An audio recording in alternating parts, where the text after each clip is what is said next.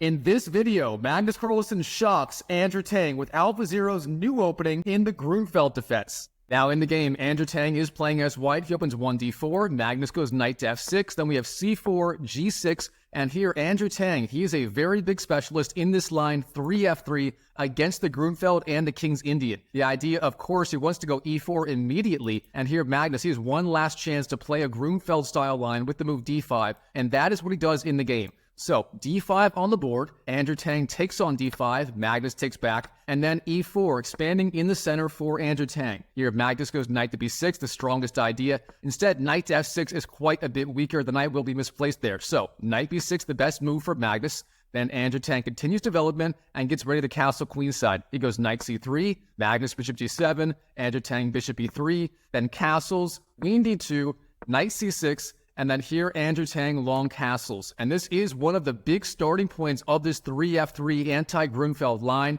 Here, Magnus Carlsen has a wide variety of options, but in the game, he goes for AlphaZero's new idea in this position. Here, Magnus starts with the move f5. He's expanding on the king side and threatening f takes e4. So, Andrew Tang plays the best move, e5, expanding in the center. And here in this position, Magnus Carlsen busts out AlphaZero's new opening idea in this position. He continues to expand with the f-pawn, and he actually plays the pawn sacrifice f4. And AlphaZero, the computer engine that beat Stockfish in their one-on-one match in 2018, AlphaZero was the first person or entity to ever play this move in a chess game. So here, Magnus Carlsen busting out AlphaZero's new opening idea, and believe it or not, Magnus Carlsen is the only top grandmaster to play this move f4 in an actual chess game. Now, what's the idea? You are giving up the pawn on the f4 square. However, you are opening up additional lines of attack against the white king. That is something AlphaZero absolutely loved to do against Stockfish in its one-on-one match. Here, the idea may be bishop f5 at some point, and this diagonal is now open.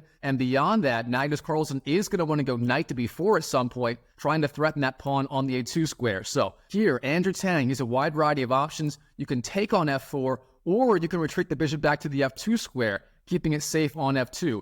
In the game, he takes on f4. Of course, that is the principled reaction. If you go back to f2, then black here gains space on the king side for absolutely free. And again, he has access to that f5 square with the bishop whenever he wants it. So, bishop takes f4 is definitely the most combative idea against this new opening idea by AlphaZero that Magnus Carlsen played in this game. All right, here, now Magnus. He jumps in with the knight on the queen side, knight b4 on the board, putting pressure on that pawn on a2, and that is going to be very, very important in this game. Magnus may want to follow up with the move bishop to e6, again, putting more pressure on that pawn on a2. Now here, what should Andrew Tang be doing against Magnus Carlsen's new opening idea in the Grunfeld that he stole from AlphaZero? Well, there are a wide variety of options. For example, h4 expanding on the king side, threatening h5 is a very thematic idea. You could also go a3, trying to knock back the knight, and even bishop h6 is very playable here. Instead, in the game, Andrew Tang plays a very passive idea, bishop to e3, trying to get the bishop off this open file here, getting it out of the way of the rook on the f8 square. However, this move is very, very slow, and here Magnus punishes it with a very strong idea, a5, expanding on the queen side. Now, part of the idea of this move is if Andrew Tang goes a3 in the future, Magnus Carlsen actually does not have to move the knight right away. You can actually give up the knight on the b4 square, because if Andrew Tang takes it, then a takes b4 back is going to open up the a file for his rook. All right, here, Andrew Tang, instead of a3, he goes knight to h3.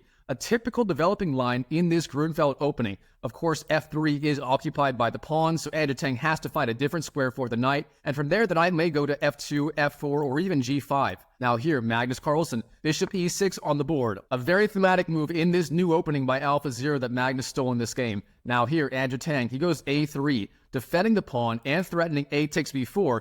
Of course, though, it's not yet a threat, and here Magnus Carlsen, he ignores the threat on the knight, and he jumps in with his bishop to the b3 square. Bishop b3 on the board, threatening the rook on d1, and giving up the knight on b4 if Andrew Tang wants it. Now, real fast, Andrew Tang did not take the knight in the game. Instead, he goes rook to e1. However, if he went a takes b4, I do want to show real fast, this is a massive mistake. After a takes, here, Magnus is threatening checkmate on the a1 square if the knight does not go to b1. So, for example, if the knight goes to anywhere else, say e4, then rook to b1 is literally checkmate as the king has nowhere to go. So knight b1 is going to be forced, and then Magnus can play any number of moves, including knight d5, just increasing the pressure. So all that being said, a takes b4 here is not a threat yet. Instead, Andrew Tang goes rook to e1, getting the rook out of the way of the bishop on b3. But now Magnus Carlsen, he jumps in with the knight to the c4 square, knight to c4 on the board.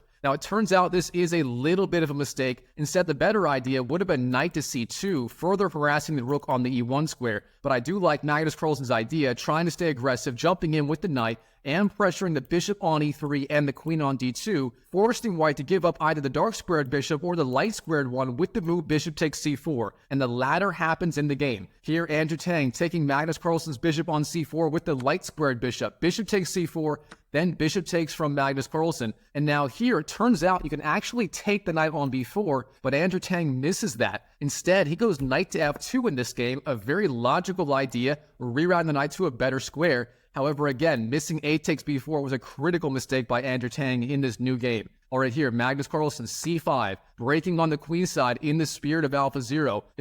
If you saw any of AlphaZero's games versus Stockfish in 2018, you know AlphaZero just loves to open up lines against the white king, and that is exactly what Magnus Carlsen is doing here. Now here, Andrew Tang, what should he be doing? Well, the main threat from Magnus is if you take on c5, then Magnus can take the pawn on the e5 square. That pawn on e5 will be undefended as you remove the defender, that being the pawn on d4. So with that in mind, here, Andrew Tang, he goes f4, trying to bolster his pawn on the 5 square with the f-pawn. However, this is a big mistake, and here Magnus punishes it immediately. He takes on d4 with the c-pawn, c takes, then queen takes, and here Magnus has the option of trading into a very good endgame with the move queen takes d4. The idea is queen takes, bishop takes, and then the pawn on f4 is undefended. Take the pawn on the f4 with the rook. However, instead, Magnus Carlsen, he's having too much fun in this game with the new opening idea by AlphaZero. Instead, he keeps the queens on the board with a weaker but more combative idea, queen to c7. Magnus in this game wants to attack in the spirit of AlphaZero. Now here, Andrew Tang, queen to c5, offering the queen trade. Again, queen takes c5, not a bad idea. Instead, Magnus, rook f to c8, defending the queen with the rook. And now Andrew Tang has the option of trading queens, but he declines, and he takes the knight on the b4 square. A takes b4 on the board, and here Magnus, he goes queen d7. This is a little bit of a mistake, but it is a very aggressive idea, opening up the attack by the rook on the queen. The big problem with this is now Magnus Carlsen is down an entire piece, that being the knight on the b4 square that was lost, and here he's going to have to prove compensation for the missing knight. All right, Andrew Tang, queen to b6, getting the queen out of the attack, but then Magnus a takes b4, attacking the knight on the c3 square, and opening up this rook on the a file, and maybe even a discovered attack by the rook on the king if the knight and the bishop move. So that is going to be very, very dangerous. Here, Andrew Tang, queen takes b4, winning the free pawn, but then Magnus jumps down with the rook. Rook to a1 check, forcing king to c2 from Andrew Tang, and now queen to f5 check from Magnus Carlsen. Magnus channeling AlphaZero energy in this game. You can see the king is just trapped here, and all of Magnus Carlsen's pieces are just swarming in on the king in the spirit of AlphaZero. Now, how does Andrew Tang defend against all of these threats by Magnus Carlsen? In the game, he goes knight f to e4 in this new opening line by AlphaZero. Now, rook to a6 from Magnus Carlsen, retreats the rook, and potentially wants to go rook to c6 or somewhere else with the rook. Now, Andrew Tang, h3, potentially threatening g4 next. And Magnus Carlsen, bishop d5. With this move, he is increasing the pressure on the knight on the e4 square, and he opens up the pin of the rook to the knight on the c3 square, pinning that to the king on c2 of Andrew Tang. Now here, Andrew Tang, he makes another big mistake, bishop d2. Turns out this is a very weak move. There were a number of other stronger ideas, and now Magnus, rook to c4, jumping in with the rook, pressuring the queen on the c4 square of Andrew Tang. Now here, queen takes e7 by Andrew Tang, but it turns out this is yet another mistake. Instead, queen to b5 is the only move that maintains the balance. Instead, queen takes e7 on the board, and here Magnus Carlsen starts to take over in this game in the spirit of AlphaZero and AlphaZero's crazy new opening that Magnus Carlsen busted out here. All right, Magnus starts, bishop takes e4, taking the bishop, then Andrew Tang, king to d1. Of course, knight takes e4 is not possible as the knight is pinned by the rook to the king. So, king d1 on the board, and then Magnus, bishop d3, a very aggressive move.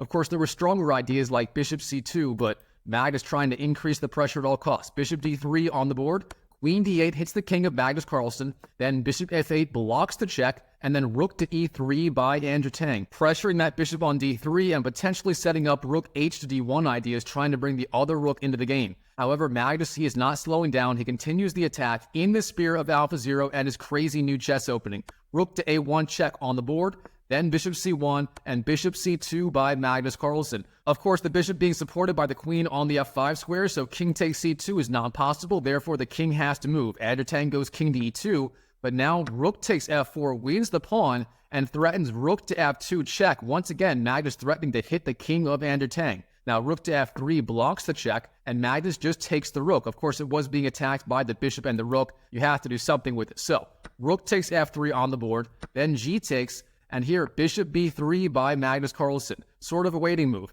Now here, Andrew Tang, bishop to h6. This move looks very logical. After all, you are putting pressure on that bishop on the f8 square. However, it is currently being defended by Magnus Carlsen's queen on the f5 square, so queen takes f8 is not a very dangerous threat. And now this discovered attack by the rook on the h1 square to the rook on a1 is not that big of a deal.